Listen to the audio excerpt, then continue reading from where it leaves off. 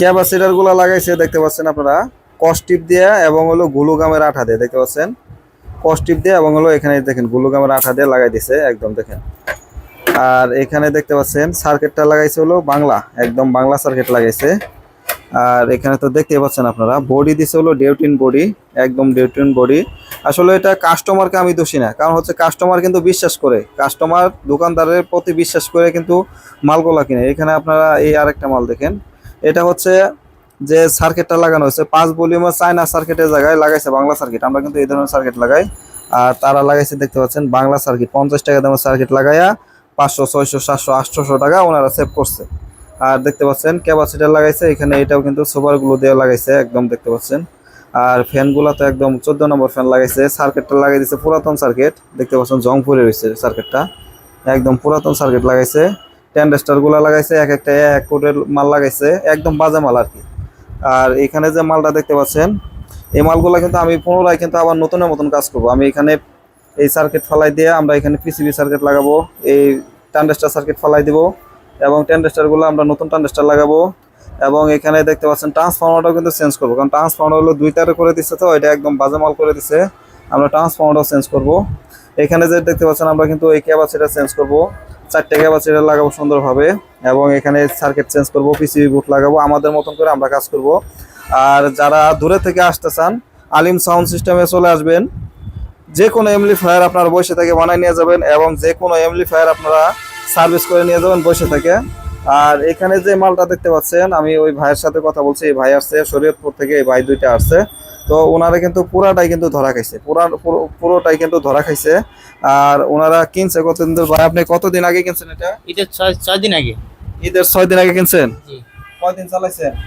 ঈদের আমি আপনার ওই দিন হলো 4 দিন হবে চলাইছি। আর হ্যাঁ, ঈদের 2 দিন চালাবো। আর এটা তো আপনি পুরাটাই লস খাইছে, তো আমাদের কাছ থেকে কিনেন নাই কেন? আপনি ওইখান থেকে কিনতেন কেন? ভাই আপনার ভিডিও দেখছি, তারপরে ভিডিও দেখার পরে তারপরে শুনলাম, সবার থেকে শুনলাম ভালো মাল দেন আপনি, এই জন্যে এই জন্য আসলাম। আমি আপনার ভিডিও আগে দেখিনি তো এই জন্য। ঠিক আছে। তো এই ভাই দেখতে পাচ্ছেন ওরা 2 ভাই একসাথে আসছে, 2জন। আর এই ভাইয়ের সেট হচ্ছে এটা এবং এই ভাইয়ের সেট হচ্ছে এটা। তো আমরা কিন্তু সুন্দরভাবে আমাদের মতন করে কাজ করব, কারণ সবারই কষ্টের টাকা, তাদের কিন্তু অনেক কষ্টের টাকা দিয়ে কিনছে। ওনার কিন্তু দেখা যাচ্ছে মানুষের কিন্তু একটা সকাল্লাভ থাকে, যে মানুষ বেঁচে থাকে, মানুষের একটা আশা থাকে, ভরসা থাকে, বা দেখা যায় গান বাজনা করলে মনটা ভালো থাকে, যে কারণে দেখা যাচ্ছে মানুষ কিন্তু কাজ শেষে, কর্ম শেষে কিন্তু একটু গান বাজনা করে। তো দেখা যাচ্ছে ওরা যে মালটা নিছে আসলে পুরাটাই ওরা লস খাইছে। আর এটা নিচে হলো ওরা ঢাকা থেকে নিছে, আমি নাম বলতেছি না, ঢাকা থেকে নিছে। আপনারা বললে সবাই চিনবেন, এক নামে চিনবেন, ইউটিউবে ওনাদের ভিডিও আছে, এক নামে চিনবেন, আমি নাম বলতেছি না। আর হচ্ছে আমি দোকানদারকে উদ্দেশ্যে বলি যে ভাই আপনারা টাকা বেশি নেন কিন্তু মালগুলা ভালো দেন। এই যে এইরকম করে মানুষের কষ্টের টাকার মধ্যে যদি আপনারা একটা মাল বাটারা 7-8 হাজার টাকা, 9 হাজার, 10 হাজার টাকা পড়ে যায় একটা মাল, হ্যাঁ, সেক্ষেত্রে আপনারা যে মালগুলা যে আপনারা বেচেন ওনাদের কাছে, অবশ্যই মনে করবেন যে আপনি একটা মাল যদি অন্য জায়গাতে কিনা যেই ধরা খাবেন, শুধু দোকানদার কেন, দোকানদার হওয়ার আগে আগে কাস্টমার কিন্তু হতে হবে। যে আপনার কাস্টমারের জায়গায় যদি আপনি একটা দোকানদার যদি থাকতেন, সেক্ষেত্রে তো আপনি সেই কষ্টটা পাইতেন।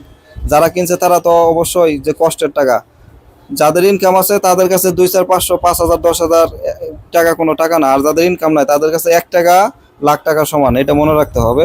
তো আসলেও যারা মালগুলা কিনেন আমি তাদেরকে বলবো সবারই কষ্টের টাকা। আমরা যারা মাল বানাই, আমরা যারা মাল বিক্রি করি, সবারই কষ্টের টাকা।